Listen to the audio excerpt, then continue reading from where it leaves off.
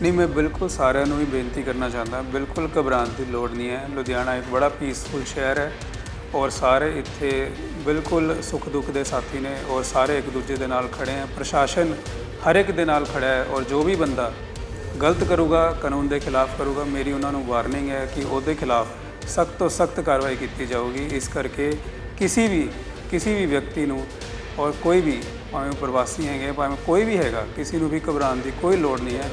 ਗੈਰ ਕਾਨੂੰਨੀ ਕੰਮ ਜਿਹੜਾ ਵੀ ਕਰੂਗਾ ਉਹਨੂੰ ਕਾਨੂੰਨ ਦੇ ਹਿਸਾਬ ਨਾਲ, ਕਾਨੂੰਨ ਦੇ ਅਨੁਸਾਰ ਉਸ 'ਤੇ ਸਖਤ ਤੋਂ ਸਖਤ ਕਾਰਵਾਈ ਕੀਤੀ ਜਾਊਗੀ। ਕੁਝ ਮਤੇ ਵੀ ਪਾਏ ਜਾ ਰਹੇ ਨੇ, ਮਤੇ ਪਾਏ ਜਾ ਰਹੇ ਨੇ ਕਿ ਲੁਧਿਆਣਾ ਸ਼ਹਿਰ ਜਿਹੜਾ ਕਈ ਮਤੇ ਪਾਏ ਜਾ ਰਹੇ ਨੇ ਕਿ ਲੁਧਿਆਣਾ ਸ਼ਹਿਰ ਦਾ ਸਾਹਮਣੇ ਆ ਰਿਹਾ ਹੈ। ਨਹੀਂ, ਮੇਰੇ ਧਿਆਨ 'ਚ ਹਜੇ ਕੋਈ ਨਹੀਂ ਆਇਆ। ਇੱਕ ਵਾਰ ਜ਼ਰੂਰ ਅੱਜ ਤੋਂ ਲਗਭਗ 1-2 ਮਹੀਨੇ ਪਹਿਲਾਂ ਇੱਦਾਂ ਦੀ ਗੱਲ ਆਈ ਸੀ, ਬਟ ਉਹ ਮਤੇ ਜਿਹੜੇ ਹੈਗੇ ਆ ਉਹ ਗੈਰ ਸੰਵਿਧਾਨਿਕ ਨੇ। ਅਸੀਂ ਉਹਨਾਂ ਨੂੰ ਵੀ ਬੇਨਤੀ ਕੀਤੀ ਸੀ ਵੀ ਇਹ ਗੈਰ ਸੰਵਿਧਾਨਿਕ ਮਤੇ, ਇਹਨਾਂ ਨੂੰ ਤੁਰੰਤ ਇਲੀਗਲ ਮਤੇ ਨੇ, ਇਹਨਾਂ ਨੂੰ ਤੁਰੰਤ ਵਾਪਸ ਜਿਹੜਾ ਹੈਗਾ ਉਹ ਕੀਤਾ ਜਾਵੇ।